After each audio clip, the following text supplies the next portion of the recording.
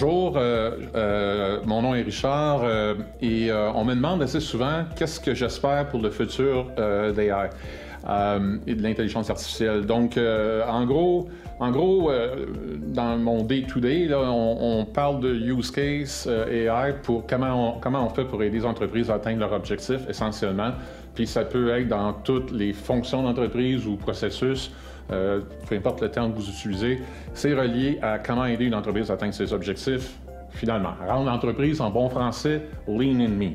Donc, si par rapport au futur, qu'est-ce que j'aimerais que l'AI fasse ou s'occupe, ça serait par exemple d'être appliqué au changement climatique. De prévoir et être en mesure donc finalement d'y faire face à une autre pandémie, d'être capable de reconstruire nos infrastructures, d'être capable de nourrir tout le monde, arrêter les maladies, donner un service de santé pour tous, partager la richesse en tous les humains. On a tendance, on a tendance à avoir des compagnies de plus en plus grosses et la richesse est plus ou moins bien répartie.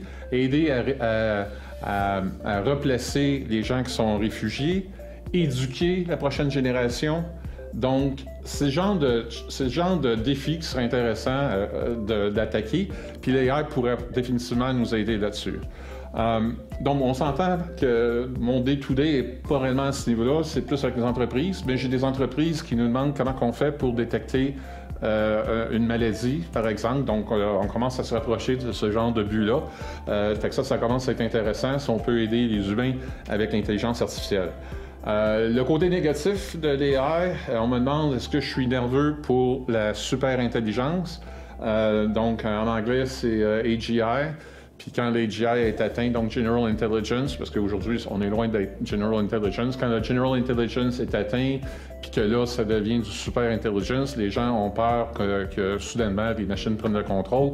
Moi, mon souci n'est pas à ce niveau-là. Mon souci est plus beaucoup plus immédiat. Il y a une menace au niveau de la cyber security, donc c'est le côté qui me fait peur. L'utilisation de l'AI peut être utilisée aussi pour prendre le contrôle, je ne sais pas moi, d'une pompe à insuline pour un patient, de prendre en otage une ville, comme on a vu avec les ransomware, peut être utilisé je ne sais pas, pour prendre le contrôle de missiles nucléaires, des grilles électriques, etc., etc. Il y a plein, de toute façon, Hollywood s'est occupé de tout décrire ça. Il y a plein de cas, mais ils sont quand même réels. Donc, c'est important qu'on vise là-dessus. Responsible AI, c'est un pas dans la bonne direction. Ça donne un framework, ça donne une façon d'être éthique. Donc, il y a toute une série d'éléments dans Responsible AI.